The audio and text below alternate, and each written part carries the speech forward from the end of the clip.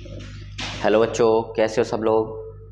हम लोग जो है इस समय कोऑर्डिनेटा संघ को पढ़ रहे हैं और पिछली दो वीडियो जो है इसी से संबंधित हैं और उसी को आगे बढ़ाते हुए एक नई वीडियो फिर है ये। और आज हम जो बात करने जा रहे हैं वो बात करने जा रहे हैं हम लोग सरीसृप वर्ग की। कौन से वर्ग की? सरीसृप वर्ग की।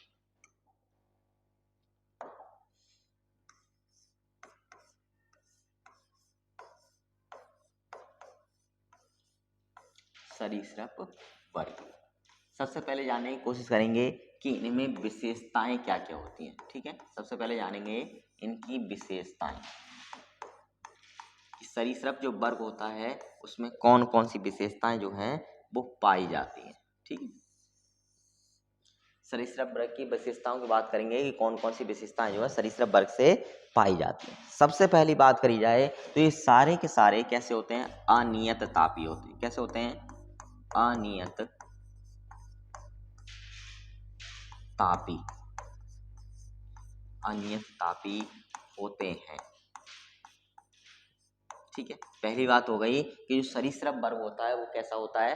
अनियत तापी होता है, यानी उसका तापमान जो है अनियत रहता है, घटता बढ़ता रहता है। तो ये चीज जो है इनमें विशेषता के तौर पर पाई जाती है। दूसरी बात करें तो दूसरी बात यह है कि ये जो है रेंग कर चलते हैं।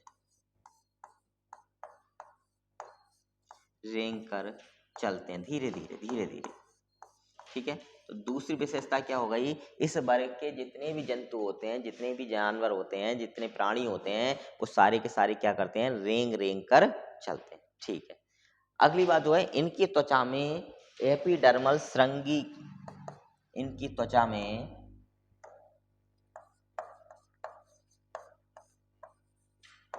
एपिडर्मल श्रृंगी सल्क, श्रृंगी सल्क पाए जाते हैं। क्या पाए जाते हैं? एपिडर्मल श्रृंगी सल्क पाए जाते हैं। अगली विशेषता की बात करते हैं। इनमें आरबीसी युक्त, केंद्रक युक्त होता है। इनमें जो आरबीसीज होती हैं ब्लड में पाई जाती हैं वो केंद्रक युक्त पाई जाती है। कैसी पाई जाती हैं? केंद्रक युक्त पाई जाती हैं। ठीक है, आरबीसी कैसी होती है बेटा? ध्यान रखोगे, इनमें आरबीसी जो होती हैं वो केंद्रक युक्त पाई जाती हैं। इसके बाद बात करें इनका जो हृदय होता है, हृदय वो चार बेसमीय होता है। कैसा होता है? चार बेसमीय। ठीक है, इनका हृदय कैसा होता है? चार बेसमीय होता है। ठीक है, जिसमें दो अलिंद होते हैं और दो ही क्या होते हैं? निलय पाए जाते हैं। ठीक है, हृदय कैसा होता है? चार बेसमीय होता है जिसमें दो अलिंद होते हैं और दो निलय होते हैं। इसके बाद बात करें इनमें जो श्वसन क्रिया है, क्या है? इनमें जो श्वसन क्रिया है वो फेफड़ों द्वारा होती है। किसके द्वारा होती है? फेफड़ों के द्वारा होती है। ठीक है, श्वसन क्रिया किसके द्वारा होती है बेटा? इसमें जो श्वसन क्रिया होती है वो फेफड़ों के द्वारा पूर्ण होती है। ठीक है, समझ में आया। इसके बाद बात करते हैं गर्भाधान की। किसकी? गर्भाधान। तो अगर गर्भाधान की बात की जाए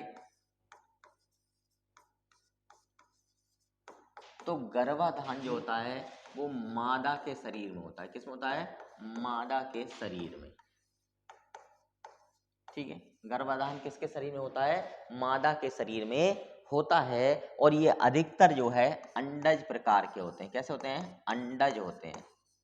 अंडज की बात की जाए यानी कि अंडे देने वाले। कैसे? अंडे देने वाले।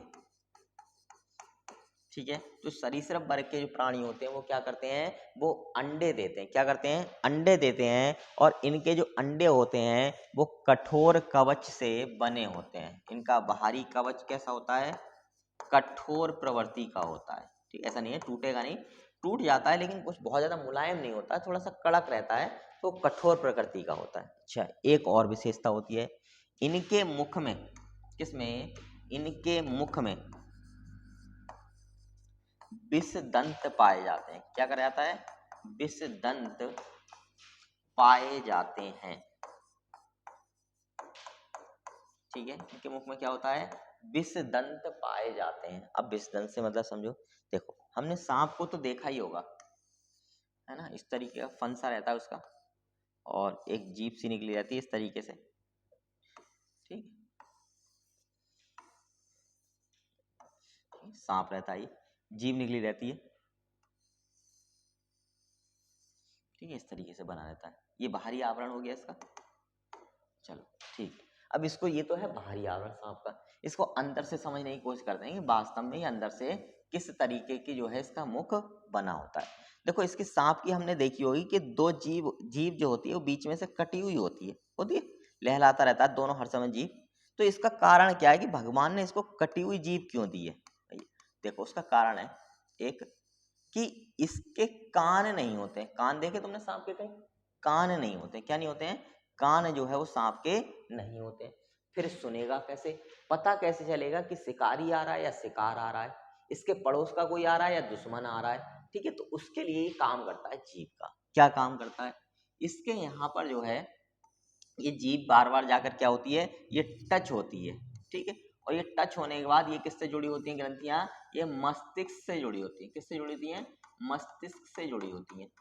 और मस्तिष्क से जुड़े होने के कारण ये बाहर से जो ध्वनि होती है उसकी श्रव्यता को सुनता है, उसकी हर्टेज को सुनता है, और उसके बाद जो है इस पर जब टकराती हैं तो इसका दिमाग कैलकुलेट करके बताता है कि वास्तव में खतरा है इसके लिए या इसके लिए फायदे की बात हो रही है, ठीक है। या जमीन पर कोई हलचल हो रही है तो उसकी आवृत्ति को सुनता है, इस पर टच होती है, ठीक है। और उसके बाद क्या करता है, सीधे दिमाग से टच करता है ये, और टच करने के बाद दिमाग उसको पढ़ता है, रीड करता है, रीड करने के बाद इसको बताता है कि इसको भागना है या फिर जो है झपट्टा मारना है, ठीक है। ये काम इसका रहता है।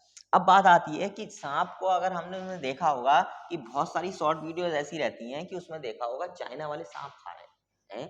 कैसी बात है भैया? ये बिल्कुल सही बात है, ऐसे देखा होगा तुमने।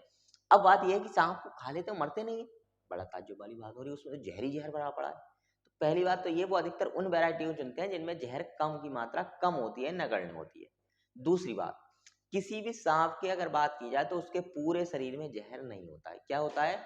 पूरे शहर में जो उसका पूरा शरीर होता है उसमें जहर नहीं होता है। फिर कहाँ होता है? देखो यहाँ पर जो है दो विष ग्रंथियां होती हैं। क्या होती हैं? विष ग्रंथियां होती हैं, और इसके मुंह में जो है इस तरीके से दांत लगे हुए होते हैं। क्या होते हैं? दांत लगे हुए होते हैं। और इन दांतों के बीच में जैसे हम लोग अगर बात करें तो एक पाइप नुमा आकृति बनी होती है, ठीक है, इस तरीके से खोखलापन होता है। और जैसे ये दांत किसी के गड़ते हैं, क्या करते हैं, जैसे ये दांत किसी पर लगाता है, गड़ाता है, वैसे ही इन छिद्रों के द्वारा क्या होता है, इसमें से जहर निकलता है। और जहर निकल के मान के चलो कि किसी के हाथ पे काट लिया, ठीक है, उसके जैसे ही काटा ना वैसे ही इसमें जहर क्या कर देता है, इंजेक्ट कर देता है, और जहर को क्या कर देता है, ये पहुंचा देता है। क्या करता है? जहर को ये पहुंचा देता है इस तरीके से शरीर में, और शरीर में ब्लड से होते हुए सब में शरीर में ब्लड जो जहर है उसकी मात्रा पहुंचने लगती है। कुछ ही क्षणों में ये काम होने लगता है, ठीक है। पूरे शरीर में ब्लड जो जहर है उसकी मात्रा पहुंच जाती है। दोनों में ये होता है, यही प्रक्रिया होती है सेम कंडीशन में, ठीक है। और इसमें पहुंचा कर क्या ब्लड को अंदर कर दिया, इसीलिए हमारा शरीर भी इसके कारण क्या होता है, नीला सा पड़ जाता है, काला सा पड़ने लगता है, ठीक है। तो इस तरीके से जो सांप होता है उसके मुख में ही विष ग्रंथियां होती हैं और कहीं नहीं होती हैं। इसीलिए सांप को अगर तुम कहीं से और से काट के खाओगे तो नॉर्मल जो और मांस होता है उसी की तरह होता है। लेकिन बात यह है कि ऐसे जीवों पर हत्या जो है नहीं करनी चाहिए। हम लोग शाकाहारी हैं, शाकाहारी बने रहना चाहिए, है ना। जीव हत्या एक तरीके से पाप है। देखो हम लोग भी जीव हैं, हमें कोई काट के खाए तो कैसा लगेगा? सीधी सी बात यह है। अपने आप पे सोच के चलो, दूसरे का सोचो कि वो तो बेजुबान प्राणी है, उनको हम जबरदस्ती पकड़ पकड़ के काट लेते हैं हमारे बस का इसलिए, लेकिन ऐसा नहीं करना चाहिए। चलो आगे बात की है तो इनमें क्या पाई जाती है? विष ग्रंथियां पाई जाती हैं। उदाहरण की बात करते हैं। उदाहरण में जैसे एक आता है छिपकली। क्या आती है? छिपकली, सांप, घड़ियाल, ठीक है। छिपकली हो गई, सांप हो गए, घड़ियाल हो गई, स्नोफर ड्रैगन हो गया, डायनासोर हो गया। क्या हो गया? डायनासोर हो गया, अजगर हो गया। ये बिना जहर वाला होता है, ठीक है, बिना जहर का सांप होता है ये। अजगर हो गया। तो ये सारे के सारे क्या हैं? इस वर्ग के उदाहरण है, ठीक है। क्या है? इस वर्ग के सारे उदाहरण है। फिर मिलते हैं एक नई वीडियो में एक नए वर्ग के साथ में।